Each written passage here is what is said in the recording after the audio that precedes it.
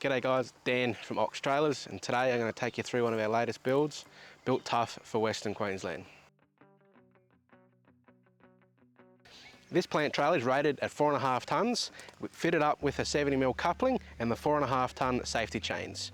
This trailer has a tear weight of just over 1 tonne, giving you 3.4 tonnes of payload. Running the full length of this trailer is our signature C-section chassis made from 350 grade steel. This chassis is fully engineered, FEA tested and ADR approved. Underneath the trailer runs our 4.5 tonne Tandem axle rocker roller suspension kit. At the rear we have our 2 tonne aluminium hinged loading ramps. Secured with a steel strap for safe transport. Multiple ramp options are available to suit different machines.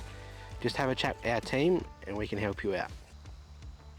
Looking at the accessories, this customer has went with a hinged spare wheel cover plate, the bolt-on and adjustable SkidSteer bucket stop, and infills, and then down the back we have a chain and strap box.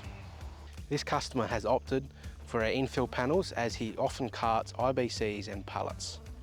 To finish up, this customer has opted for a 12-month Queensland Rego, so this trailer is ready to head from our site to his property.